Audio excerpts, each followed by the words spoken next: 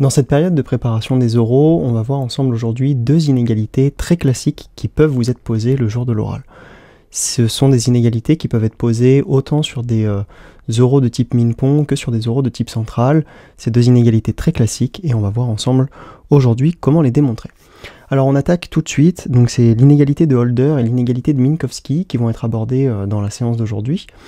On va commencer par démontrer l'inégalité de Holder, puis dans un second temps, on démontrera l'inégalité de Minkowski. On va commencer par citer les questions qui peuvent être posées telles quelles le jour de l'oral. Alors, on va commencer par considérer un couple XY de réels qui sont strictement positifs, donc dans R plus étoile. On va considérer ensuite un couple de réels PQ qui sont dans 1 plus l'infini et qui sont conjugués, c'est-à-dire que 1 sur P plus 1 sur Q, ça fait 1. Le cas le plus classique, c'est par exemple quand P et Q sont égaux et valent 2 par exemple. C'est le cas le plus évident d'éléments qui sont conjugués. On va aussi considérer un n-uplet A1 jusqu'à AN, qui est un n-uplet de réels, là encore, strictement positif. Et on va considérer un autre n-uplet, B1Bn, qui lui aussi est strictement positif. La première question, on va vouloir montrer que le produit XY est toujours plus petit que 1 sur P x puissance P plus 1 sur Q y puissance Q. Et ça, c'est valable évidemment pour mon couple XY de réels strictement positifs que j'ai fixé au départ. Ça, c'est donc la question introductive. La deuxième question, on va essayer bien de généraliser l'inégalité qu'on vient de montrer ici. On va vouloir montrer que la somme pour i égale 1 à n des AIBI, c'est plus petit que 1 si la somme pour i égale 1 à n des AI puissance P, c'est égal à 1, et la somme pour i égale 1 à n des BI puissance Q, c'est égal à 1.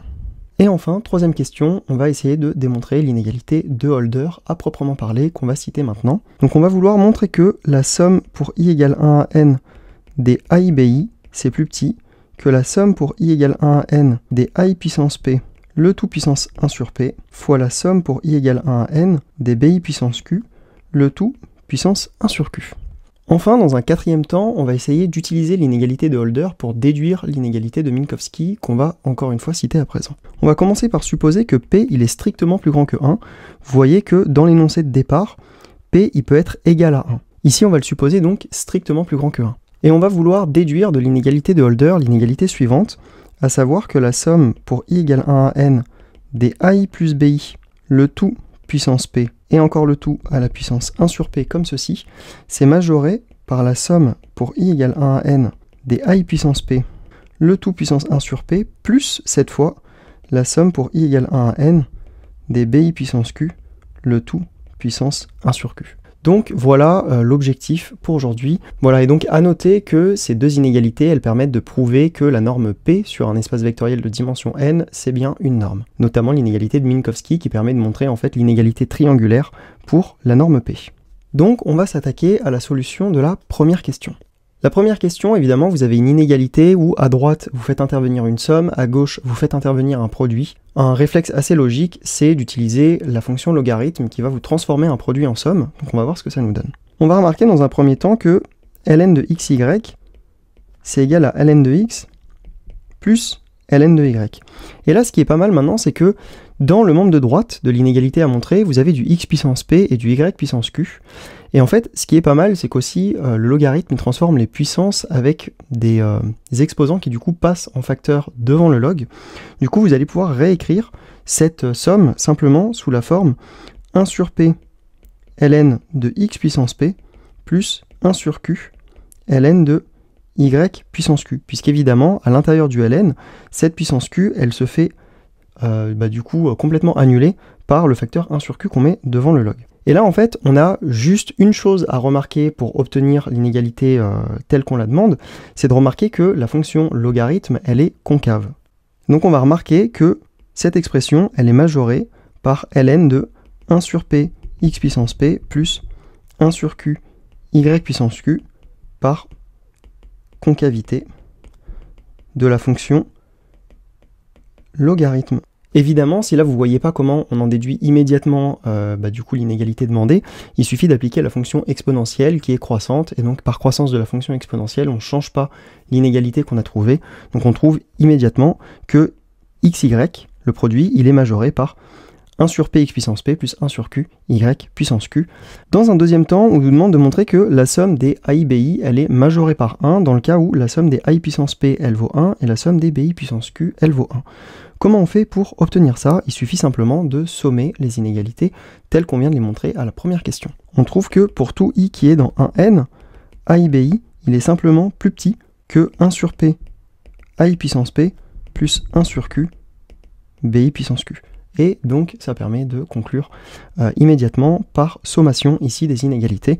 On obtient donc somme pour i égale 1 à n des AI BI qui est majorée par 1 sur p somme pour i égale 1 à n des AI puissance p plus 1 sur q somme pour i égale 1 à n des BI puissance q.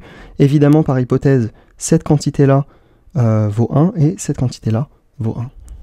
Évidemment, on conclut aussi en remarquant que, comme P et Q sont conjugués, 1 sur P plus 1 sur Q, c'est égal à 1. On passe donc à la troisième question. La troisième question, où nous demandait de montrer directement l'inégalité de Holder, à savoir que la somme des AI BI, c'est plus petit que le produit entre la somme des AI puissance P puissance 1 sur P et la somme des BI puissance Q puissance 1 sur Q. Et ici, il va donc falloir être malin et choisir correctement les valeurs AI et BI qu'on va mettre ici, de manière à se retrouver à simplement devoir utiliser l'inégalité numéro 2, du coup pour des coefficients AI et BI qui sont bien choisis. En particulier, si pour tout i appartient à un n, vous posez par exemple alpha i qui vaut AI divisé par ce que vous voulez obtenir à droite, à savoir cette quantité-là, et vous posez bêta i qui vaut de la même manière bi divisé par la somme pour i égale 1 à n des bi puissance q, le tout puissance 1 sur q. Qu'est-ce que vous allez obtenir? Vous allez obtenir immédiatement que la somme des alpha i puissance p, ça vaut 1, et la somme des bêta i puissance q, ça vaut 1. C'est donc ce qu'on note ici, ça vaut 1, et la somme pour i égale 1 à n des bêta i puissance q, ça vaut 1 également. Ok, c'est un calcul immédiat. Si jamais vous avez des difficultés à le réaliser, dites-le moi en commentaire et j'essaierai de vous aiguiller un peu plus. Et dans ce cas-là, on a simplement à appliquer la question numéro 2 à alpha i et à bêta i. On trouve que la question 2, elle assure la somme pour i égale 1 à n des alpha i bêta i, c'est majoré par 1. Maintenant, si on développe ce que ça signifie somme des alpha i bêta i plus petit que 1, on va trouver quoi? On va trouver la somme pour i égale 1 à n des ai bi au numérateur, divisé par la somme pour j égale 1 à n des ai puissance p, le tout puissance 1 sur p, je vais agrandir un peu là, et la somme, disons pour k égale 1 à n, pour pas faire de confusion avec les indices, des bi puissance q, le tout puissance 1 sur q, qui est plus petit que 1. Vous voyez donc que l'indice i, qui est l'indice de sommation sur les ai et les bi, il n'intervient pas dans le dénominateur, et on obtient du coup immédiatement le résultat qu'on souhaitait obtenir. On passe donc maintenant à la déduction de l'inégalité de Minkowski à partir de l'inégalité de Holder. Comment est-ce qu'on fonctionne?